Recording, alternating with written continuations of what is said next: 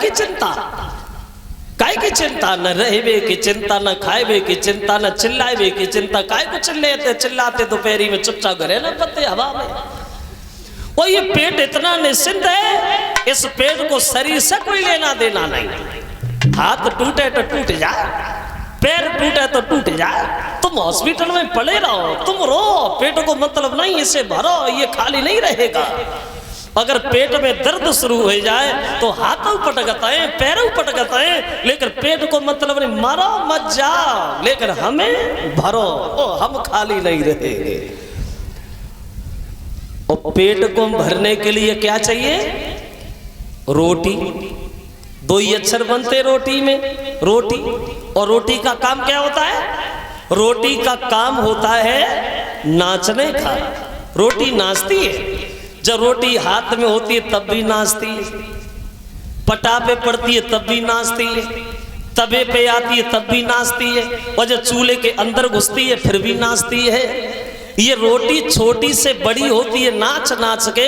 ये आदमी को कैसे नाचना चाह रही, जरा गौर करें। देखिए, दीवाना आदमी को, दीवाना आदमी को और बनाती है रोटियां, खुद नाचती है सबको नचाती है रोटियां।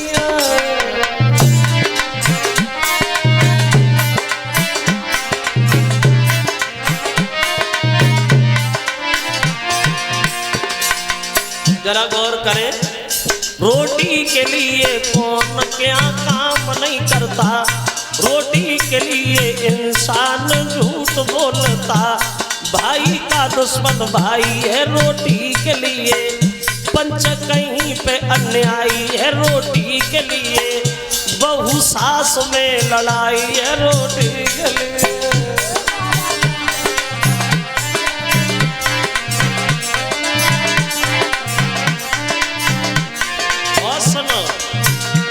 रोटी की खातिर बनी गई, रोटी की खातिर बनी गई घर घर में पार्टियां, खुद नाचती है सबको नचाती है रोटियां।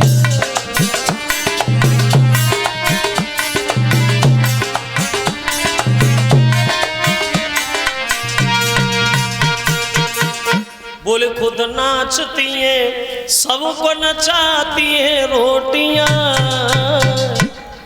भगवान कहते लाला वरदान मांगोगे, मांग लो, दिल खोल के मांग लो, जो मांगोगे हम वही दे देंगे, मांगो। तो ध्रुव ने उत्तर दिया, प्रभु हम वरदान लेने थोड़ी आए थे, दर्शन की लालसा मन में थी, वो दर्शन आपने हमें करा दिया, हमें वरदान से क्या लेना देना। और फिर हम आपसे मांगेंगे क्या, जो आप खुद ही हमें मिल गए हो, तो हम आपसे चाहिए क्या भैया, हमें कुछ ना दो प्रभु। तो भगवान बोले बेटा अगर तुम न मांग रहे हो तो हम अपनी इच्छा से तुम्हें दे रहे। जो जगह हमने आज तक देवताओं से छुपा के रखी है, वह जगह हम तुम्हें नियुक्त कर रहे हैं। शासन करना, चले आना, तुम्हारे लिए द्वार हमेशा खुला रहेगा। और इंद्र को इशारा दिया, इंद्रदेव हमारे बच्चे को ऐरावत हाथी पे बिठा, उसके घर तक छोड़ के आ। देखिए कहा एक दिन ध्रुव पैदल पैदल भाग के गए थे, आज ऐरावत हाथी बैठ के जा रहे। आहा, और जब भगवान की थोड़ी सी निगाह हो जाए जीवन में फिर क्या है, फिर तो आनंद ही आनंद है। और जो घमंड से चकनाचूर है वो भगवान से बहुत दूर है, क्योंकि अपनी आदत से ही मजबूर है। चले ध्रुव हाथी बैठ के, तो गांव में खबर फैली ध्रुव आ रहे तपस्या करके। तो गांव के लोग बोले चलो ध्रुव के दर्शन ही हो जाए। अब ध्रुव को देखने के लिए सब लोग दौड़े। तो ध्रुव ने मन में एक बात सोची, हमारे बड़े बूढ़े लोग पैदल जमीन पे जा रहे हैं और हम हाथी पे बैठे हैं, तो ये हमें अच्छा नहीं लग रहा। इंद्र से बोलो इंद्र भैया अपने हाथी को जरा नीचे उतारो, हमारे बुजुर्ग लोग पैदल हैं और हम हाथी पे, मुझे शोभा नहीं दे रहा, मैं तो पैदल ही पैदल जाऊंगा। अब देखिए एक छोटा सा बच्चा, वो कितना बड़ा शिष्टाचार के हमारे बड़े बूढ़े लोग पैदल जा रहे हैं, हम हाथी बैठे, मुझे अच्छा नहीं लग रहा। लेकिन कभी कभी सोचता हूं हे कलियुग महाराज, तुम्हारे शासन से ये भ्रष्टाचार किधर चला गया। अब तो बड़े बूढ़े का सम्मान करना तो बहुत दूर की बात है। कोई नया नौजवान लड़का अपनी तरफ से किसी बड़े बूढ़े से राम राम भी नहीं करते। राम राम क्यों करें? राम राम करते हैं तो नाक ही कटी जात, काय को राम राम करें। और कोई बड़ो बूढ़ो अपनी तरफ से राम राम करी ले तो राम राम तो कौ ना ले तो चक्को चल तक जो लगन लगे ताकि डर की वजह से राम राम कर रहे हैं। वो अब तो इतना जमाना बदल गया, राम राम सीताराम राधे श्याम कोई करता नहीं है। पढ़े लिखे लोग हैं, शिक्षित समाज है, कोई पढ़ी लिखी भाषा है, टाटा बाय बाय हाय हाय, अब वो चल रहा है। वैसे आप अंदाजा लगाना, पहले से लगा के और आज तक इतना अंतर आ गया। पहले जब लोग सम्मान के तौर किसी का सम्मान जब करते थे तो पैर जब छूते थे तो अपना सर दूसरे के पैरों पे रख दिया करते थे, अपना सर दूसरे के पैरों पे, तब वो पैर छुए माने जाते थे। फिर कुछ पढ़े लिखे हुए, कहा अपना सर दूसरे के पैरों पे रखा, कोई नया तरीका निकालो। फिर हाथों से पैर छूने लगे, पैरों से हाथ लगाए, माथे से लगा लिए। अभी तक ये नियम चला और अब आए कि बिल्कुल समझदार हो गए। अब तो पैर छुए को नंबर ना याद, होली दिवाली को नंबर आई हो तो पान लो, कोई पहुंचा तो ना परियल पहुंच गए तो ठीक हो, छाती से लगा ले वो छुए गए। जे पैर थोड़ी छुआ तो इशारों दे, हमारी छाती में दम अगर बनी रही तो तुम्हारी एक ना एक दिन परियां जरूर टो रहे हैं। हमारी देहातें अच्छी है, गांव में लोग अभी बढ़िया है।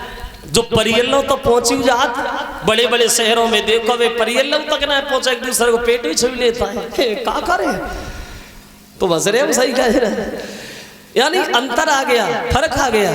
पहले हमारे बुजुर्ग लोग जब अपने बच्चों के नाम रखते थे तो ऐसे नाम रखते थे जो अपने बच्चे को बुलाओ तो भगवान का नाम जुबान पे आए। कितने समझदार थे, जब अपने बच्चे को टेरो तो भगवान का नाम भी मुंह से निकले। राधे श्याम, घनश्याम, सीताराम, उमा शंकर, कृपा शंकर, पहले ऐसे नाम रखे जाते। अब इतने लंबे लंबे नाम कौन रखे? छोटे छोटे नाम, चिंटू, पिंटू, शैम्पू। अब जे नाम जो देहातों में बच्चों के नाम है वो शहरों में कुत्ता कुतीना के नाम।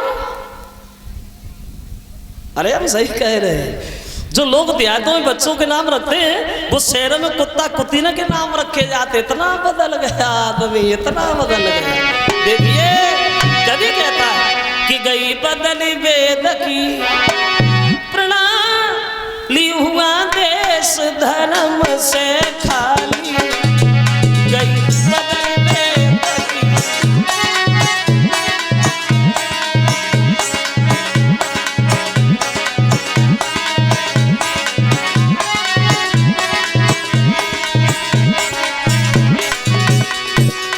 देखो पहले में हमने अंतर देखा। पहले उत्सव जब होता था भज के बहन बुला ली। पहले जब लोग घर में कोई अच्छा काम करते थे तो सबसे पहले बहन और भांजी को बुलाते थे। बहन और भांजी बुलाई जाती थी, मतलब थी पहले। अब नहीं है, अब जमाना बदल गया। अब बहन भांजी घर पे लो देखे तोली बुलवाई लाई घर साली, हुआ देश धर्म से खाली।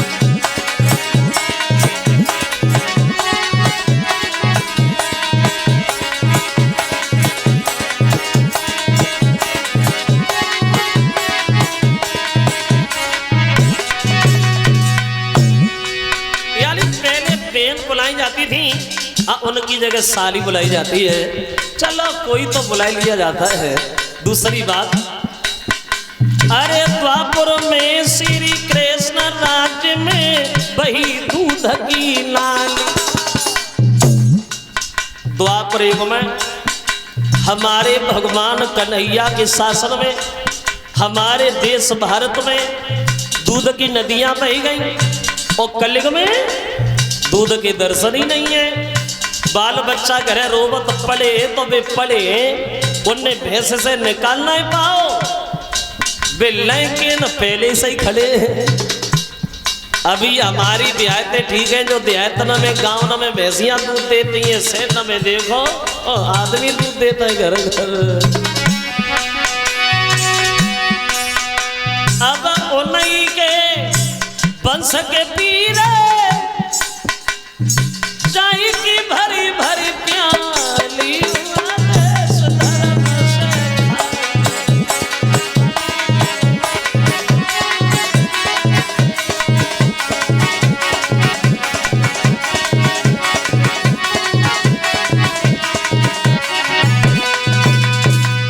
अंतर आ गया, बह गए हम लोग पश्चिमी हवाओं। तो ध्रुव चले जिस समय पैदल पैदल, तो सबसे पहले ही अपनी मौसी के पास चले हैं गांव में। तो गांव के लोग कहते हैं बेटा इधर गांव में कहां जा रहे हैं आप, तुम्हारी माँ तो खेतों पे रहती है, गांव में कहां जाओगे।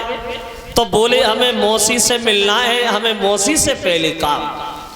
उधर जब ये मौसी को खबर मिली कि ध्रुव तपस्या करके आ रहा है, तो मन में लज्जित होने लगी, सोचने लगी परमात्मा अब मैं ध्रुव को मुंह कैसे दिखाऊंगी, अब मैं ध्रुव के सामने कैसे जाऊंगी।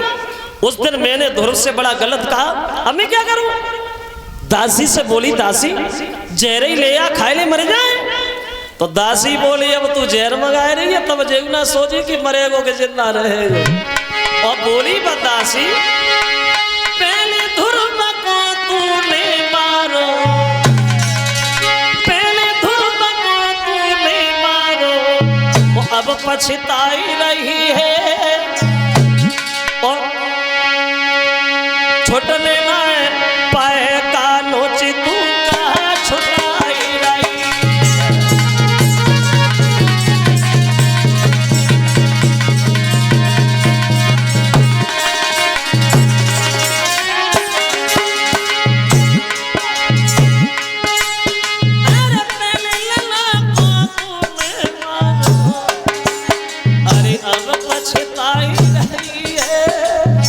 छुटने ना पाए कानों से तू कहा छुटाई रही।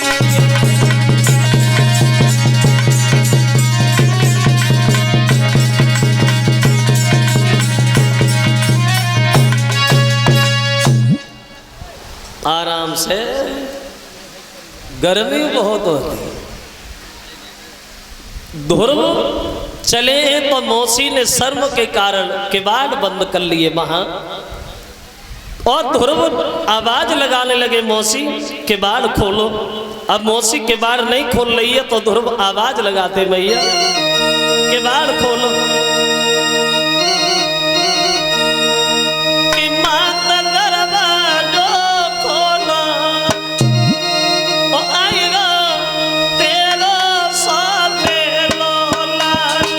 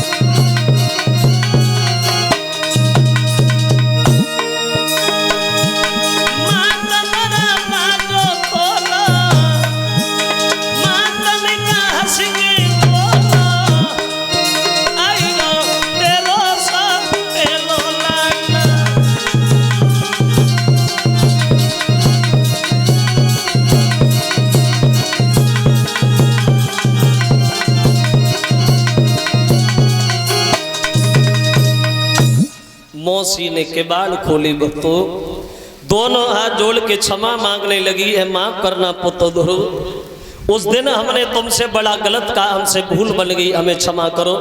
तो ध्रुव कहने लगे मौसी सच तो ये है, अगर तू उस दिन हमें न मारती तो शायद भगवान के दर्शन हमारी किस्मत में कहाँ थे। अब ध्रुव मौसी से मिलके चले हैं अपनी माँ के पास खेतों पे। एक लान का छोटा सा कीर्तन ही हो जाए धीरे धीरे।